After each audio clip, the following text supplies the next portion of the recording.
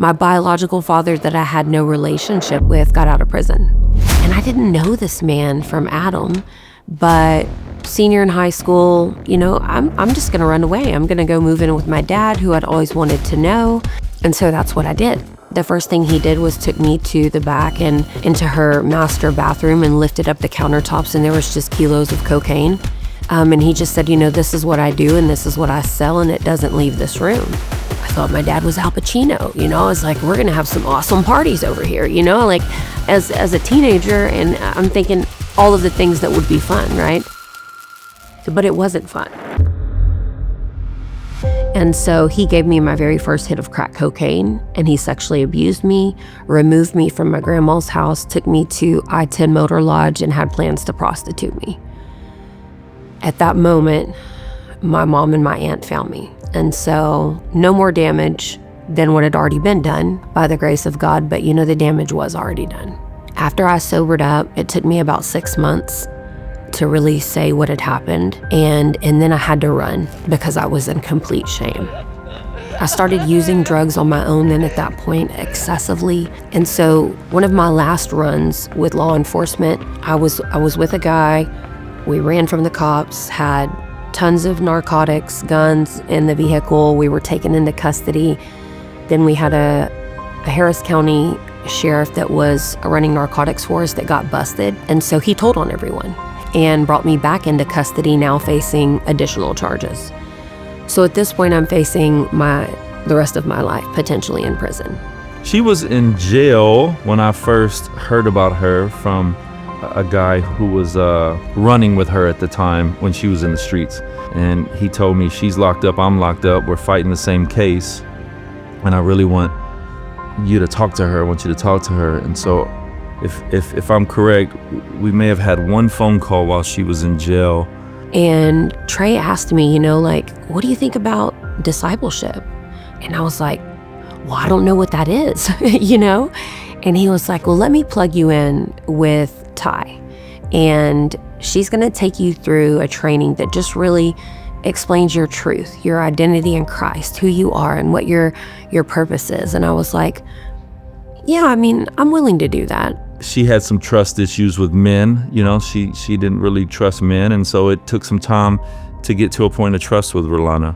And she completed our Disciple of the Streets training, and it was her own willpower to say, I'm not gonna go back to the east side. I'm gonna stay out of the streets. I'm gonna learn about Jesus, reignite my faith in Christ. Once I understood my identity, 2 Corinthians 5:17 through 21 changed the game for me, because I had realized that I had been lied to. I was believing a lie. I was believing that I was Lala from the streets. And Christ was like, no, you're Ralana, and you're my chosen, and you're my beloved. And I was like, I'm never going back. The impact has been life-changing. I didn't understand why God planted me in Tomball, but now I do. The influence that I had in the dark, God has now turned it around into the light. And so it's allowed people to come from my same area to here, to be able to experience God, to have a relationship with Christ, to be invited into healthy community, to be walked alongside through discipleship so that they learn their truth and their identity in Christ. The greatest sign of success with discipling a person is to watch them launch into their calling. She had always mentioned, one day I want to start this vision I have called Forever Forgiven, helping people like me coming from the streets to transition in life. So to go from a girl we engage in the street to where you don't know where it's going to end up, to someone who joins the mission and the ministry and the vision that, Eyes on Me has, Disciple of the Streets has, to leveling up in every way, to where now you're launching and now you're a partner ministry is success in the kingdom. I had a meth addiction for 27 years until I came to Forever Forgiven. In the next month, I'll be 2 years sober.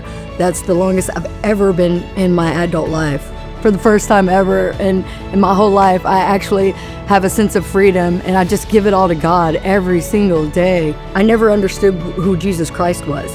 Just getting into Bible apps, doing discipleship, doing everything that she wanted me to do because I trusted her, because I knew her from the streets. I would have never done this if I did not know Ralana before, because I did not trust anyone. And her bringing me here, I've learned so much, and I am so eager to learn more, for sure. Without Jesus, I am nothing. So we have shared the gospel intentionally over 150 times just this year. We have seen 28 people come to Christ, and 21 of those follow in water baptism. It's got to be Christ first, right? But Christ works through community. And so just reach out to someone. Get reintegrated into a healthy community where I had an opportunity to grow, to learn who I am in Christ, to learn the tools of recovery so that I can stay successful. That is what Forever Forgiven offers. With God and community, we do overcome and we do recover.